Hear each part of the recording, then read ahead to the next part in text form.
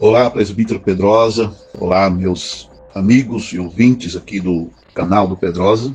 Muitas falas, com relação a estes assuntos aí do Adebras, aquele senhor lá, o senhor SCF, é a sigla do nome, e com relação à passagem da sua esposa para a eternidade. Então, tem muita gente falando e pessoas que não falam nada, ou tem pessoas que estão falando coisa com coisas, mas na verdade não estão falando com quem realmente conhece um pouco da história, Só um pouco da história.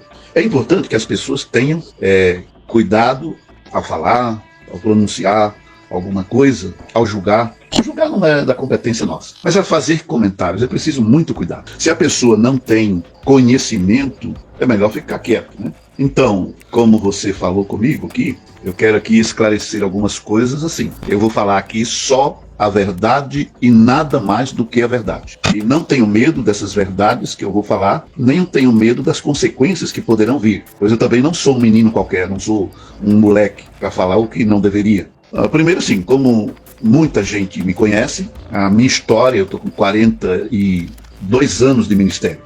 63 anos de vida. Então, um velho com 63 anos de vida não vai falar besteira. E a minha trajetória, como muitos de vocês aí sabem, quando eu era bem jovem, com meus 21 anos de idade, eu fui para o Rio de Janeiro, morei num bairro chamado Recreio dos Bandeirantes, é o nome do bairro, E naquela época eu era um estudioso da Bíblia, desde garoto novo. Lá no bairro que eu morava, tinha lá uma comunidade, tinha lá uma igreja muito boa, igreja boa mesmo. E eu comecei a frequentar aquela igreja. O pastor daquela igreja, me lembro até hoje, Sebastião Cardoso. Sebastião Cardoso era o nome do pastor daquela igreja, que era congregação da sede de Madureira.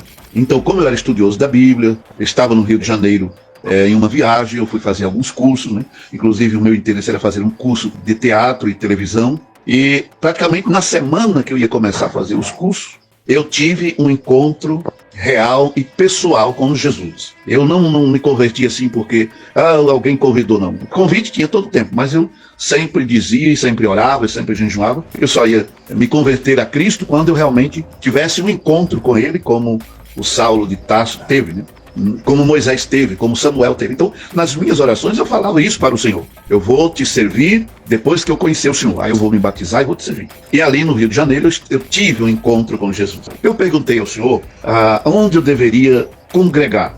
E falei para ele assim, porque essas igrejas parecem mais partido político, Eu sempre fui assim muito direto com as coisas, não tenho a língua pesada, E resumo dessa história foi que o Senhor me respondeu: vá para a Assembleia de Deus. Que naquela época era Assembleia de Deus, Era a Assembleia de Deus. Aí alguém pode dizer, e hoje não é? Aí é outra história, nós temos que fazer outra história. Mas todo mundo está vendo que a Assembleia de Deus deixou de ser a Assembleia de Deus e virou a Assembleia de Deus do José Huerto, da família Bezerra da Costa, dos Ferreira, do Samuel Câmara, do Silas Malafaia, dessa turma toda.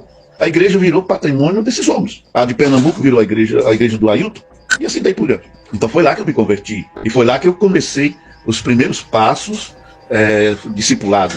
E depois de algum tempo voltei para minha terra, para minha cidade, que você conhece aí, sabe onde é. Então, quando cheguei na minha cidade, aí, que é Pernambuco, eu fui servir ao Senhor na Assembleia de Deus de Pernambuco, que na época o pastor presidente era o saudoso pastor José Leôncio. E o pastor da regional do Vale do São Francisco era o saudoso pastor José Ferreira.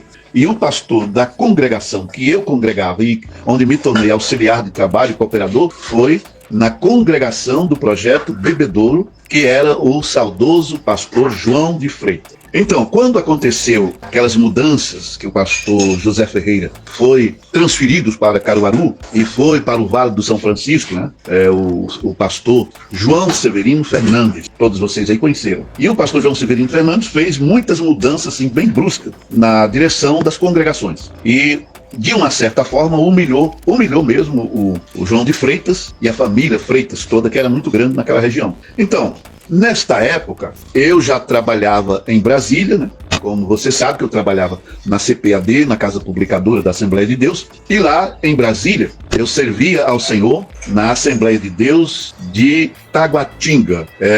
Pastor Divino Gonçalves, que era presidente do campo de Taguatinga e presidente da CONAMAD, Brasília, Goiás e Tocantins. Ele era presidente da CONAMAD em toda aquela região, Brasília, Goiás e Tocantins. E então eu fui cooperar com eles, já como evangelista na época, né? Em Brasília eu me destaquei como evangelista, pregando nas ruas, nas praças, no rádio e tudo, e trabalhando como funcionário da CPAD, de onde eu tirava o meu sustento. E algum tempo depois o pastor José Wellington me escolheu para ser o office boy dele, que, né?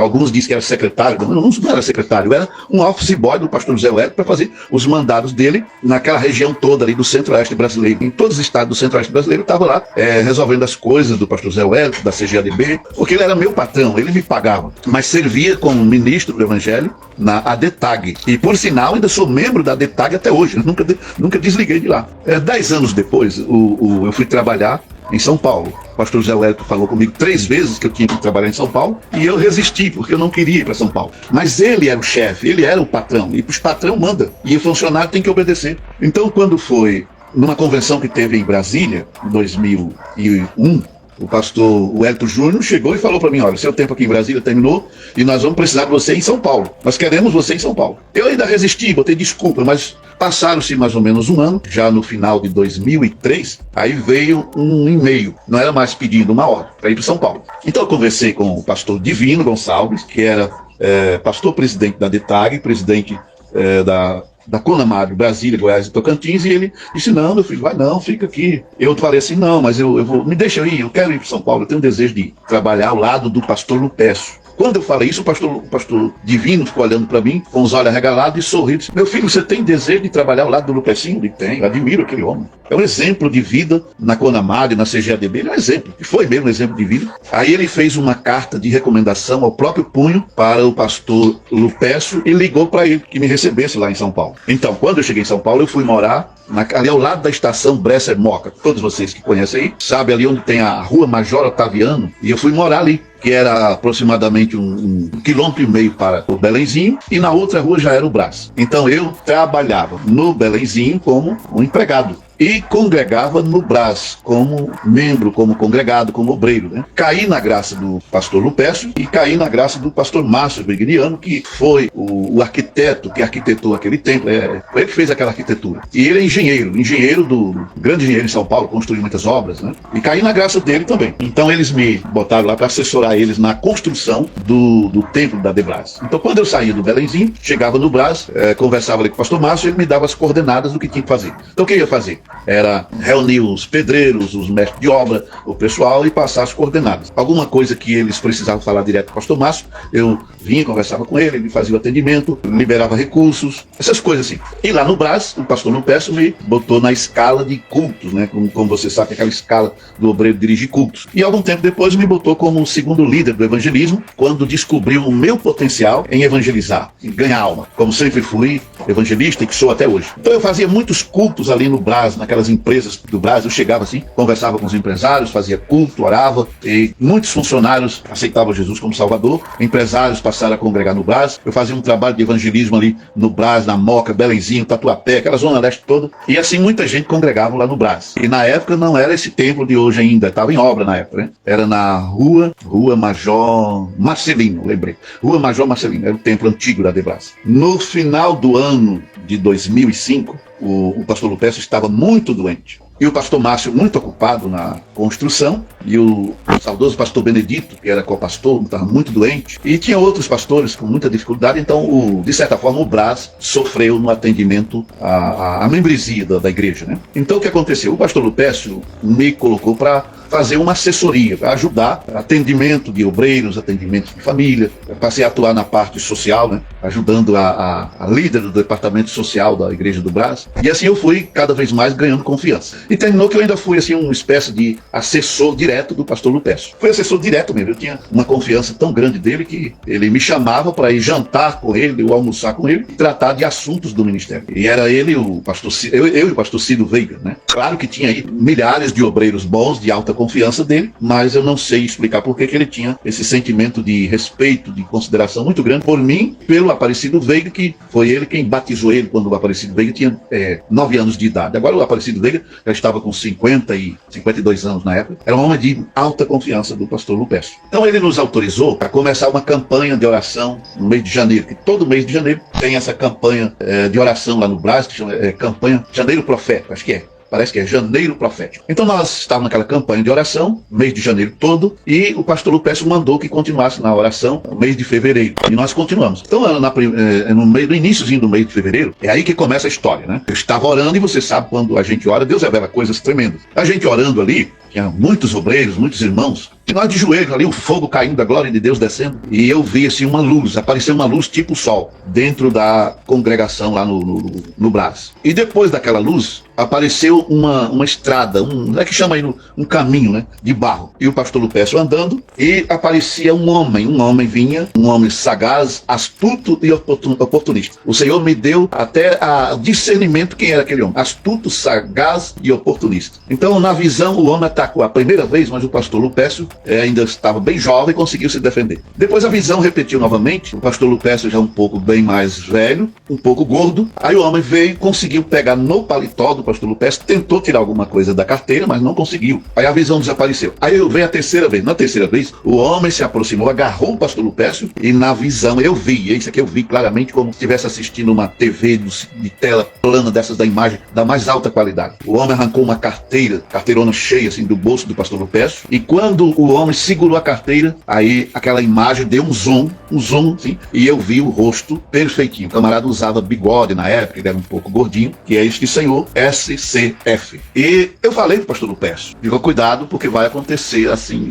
O pastor Lupécio reuniu o ministério e mandou eu contar essa visão para a liderança toda. Eu não queria contar, mas ele mandou eu contar. Aí eu contei a história todinha. Quando eu terminei de contar a história, o pessoal ficaram assim, prestando atenção, e eu percebi nos olhares que ali alguém se aproveitou da situação para dar um golpe, um verdadeiro golpe ali, né? E aí passou, quando foi poucos dias depois, eu me lembro como fosse hoje. Eu era o dirigente daquele culto, estava na escala para dirigir o culto, passei lá no novo templo, que estava já quase no final da obra. O pastor Márcio conversou comigo, disse, olha, você vai andando, começa a dirigir o culto, com oração, 30 minutos de oração, eu ainda vou em casa e depois, quando eu chegar, eu prego a palavra. Mas lá. Então eu fui. 7 horas em ponto, nós estávamos de joelhos lá na Major Marcelino, e os crentes orando, quando de repente entrou um exército, mas um grande exército de homens. E eu vi aqueles homens entrando e abri os olhos, fiquei olhando assim. Era o senhor, o patriarca lá, né? O MF e o filho, né?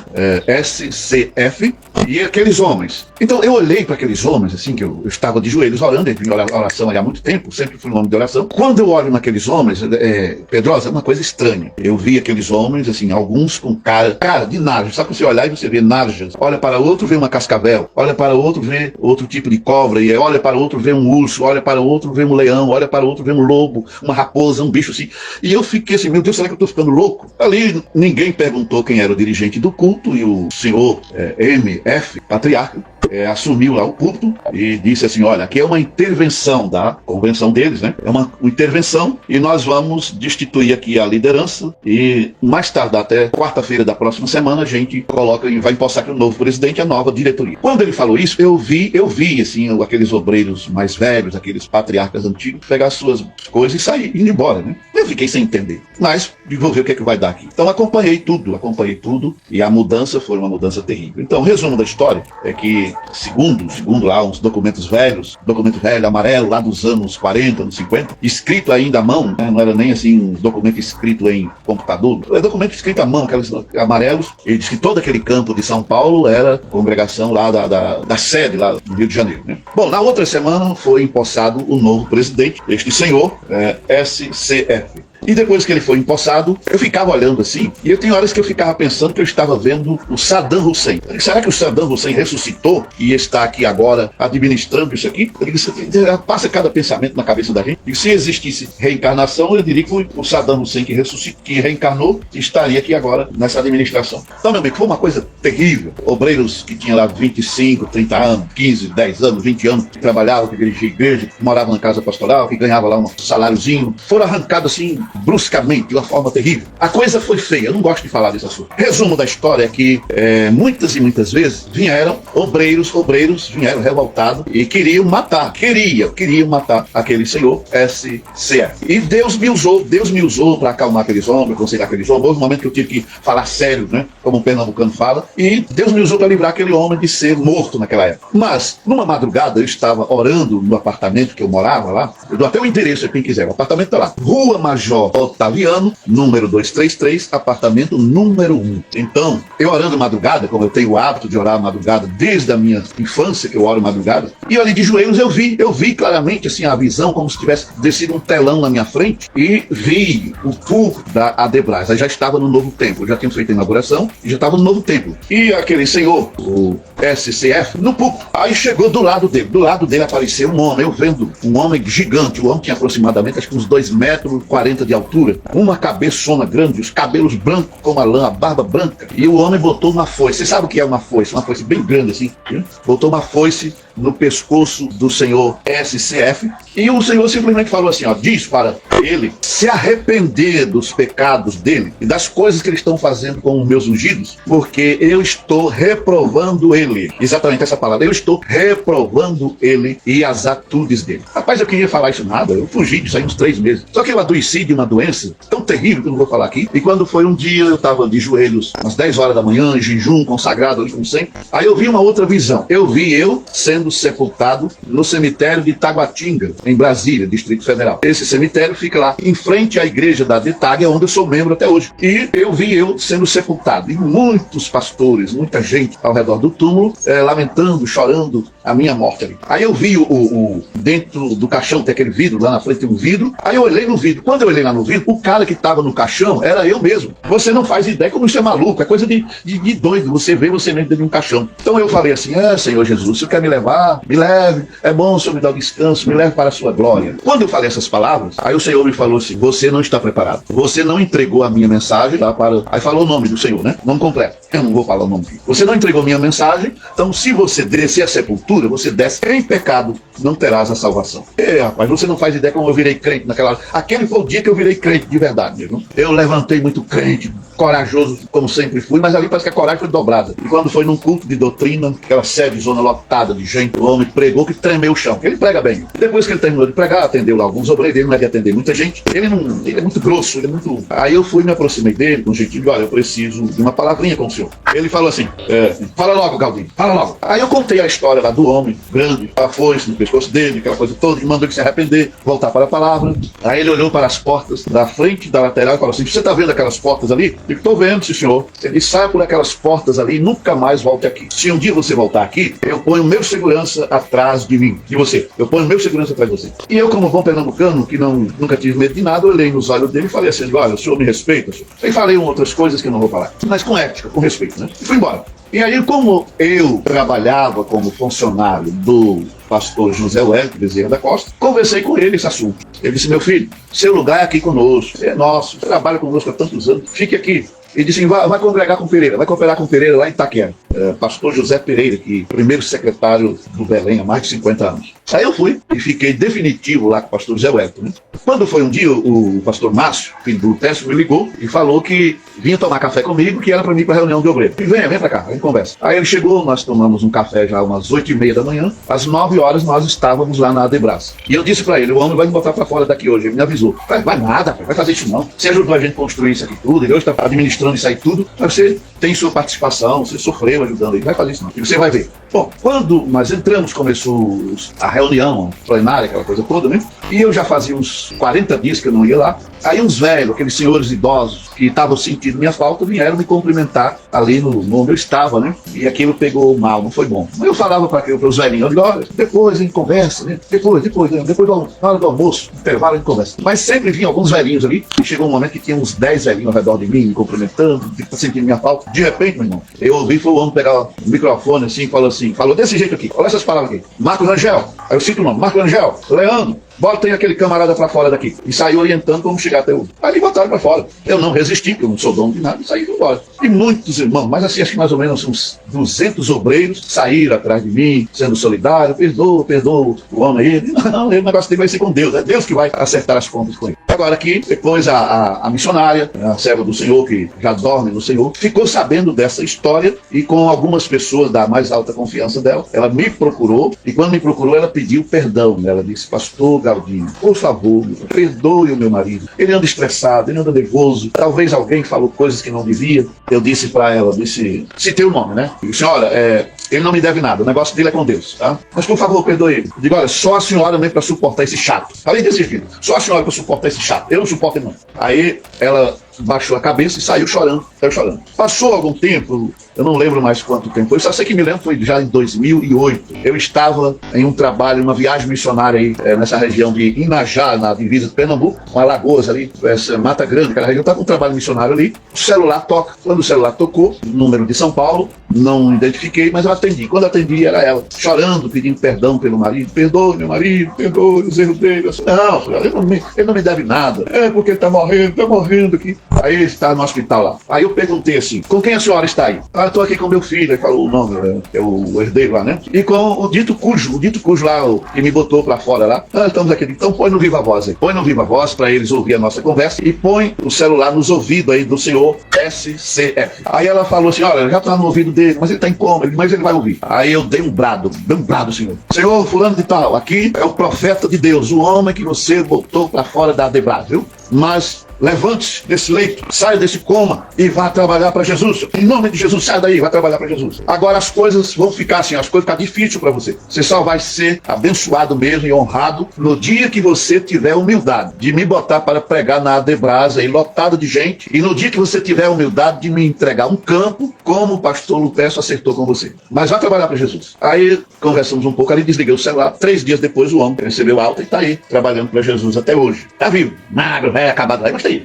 E é isso. Agora, o que é que eu tenho para falar para ele? Se quiser levar para um tribunal de justiça, eu estou afim que me levem para um tribunal de justiça, porque lá diante de um juiz, aí eles vão me pagar 42 anos de ministério que eu trabalho sem ganhar nada, né? Porque eles viraram as costas para mim, me abandonaram. Eu hoje estou velho, cheio de problemas de saúde, e esses camaradas me causaram tanto problema na vida financeira, na saúde, na vida conjugal. Eles praticamente destruíram a minha vida. Só que quando minha vida estava quase destruída mesmo, aí aconteceu um milagre. Uma madrugada eu estava orando, e o Senhor Jesus me apareceu, frente a frente comigo, e me disse assim: meu filho, não temas, porque eu estou contigo. E me disse mais: continue pregando a minha palavra, continue ganhando as almas para o meu reino. Aí deu aquela palavra, eu já contei isso para você. Não ganha almas para a Assembleia de Deus da Missão, nem da Madureira, nem para placa de denominação alguma. Eu não estou nas placas nem no CNPJ. Ganhe as almas para o meu reino. Levante os caídos, console os aflitos, restaure os feridos. Acredite no potencial que eu te dei. E use de misericórdia. Aí falou o nome completo daquele Senhor lá. Assim como eu tenho usado de grande misericórdia contigo, use de misericórdia com ele também. Então, eu perdoei de todo o meu coração. Mas a injustiça que eles me fizeram, a mim e a minha família, eles terão que pagar. Não só a mim, mas a centenas e milhares de obreiros que eles destruíram a vida. E eu estou pronto para ir no céu, no inferno, em qualquer lugar, para testemunhar perante um tribunal de justiça de homens de bem. Se eu não conseguir isso aqui na terra, eu vou conseguir diante do tribunal de Cristo. A nossa causa vai ser julgada, viu? Agora eu resolvi falar essas coisas porque estão me ameaçando. Eu fiz um comentário lá no canal do Zion, né? Fiz um comentário sem maldade nenhuma. Aí estão me ameaçando aqui. Vem pra cima de mim que eu tô prontinho. Eu prontinho para enfrentar vocês. Os outros 40 inimigos que se levantaram, que vieram contra mim, estão todos debaixo de 7 palmos. Todos eles. Tudo renomadão. Estão tudo lá debaixo de 7 palmos. E os que tinham dinheiro estão lá debaixo de umas gavetinhas de mármore. Alguém pode dizer: uma coisa que você fez. Só pedir a Deus justiça. Só isso que eu faço. Então é melhor que tomem cuidado com quem está mexendo. Agora, e se mexerem comigo mais ainda, aí nós vamos para um tribunal de justiça e eu vou exigir na justiça uma indenização trabalhista por 40 anos trabalhando para esse sistema bruto, injusto e cruel. É isso que eu tenho para falar. Que Deus tenha misericórdia da alma de todos. E vamos para frente. Nosso negócio é com Jesus.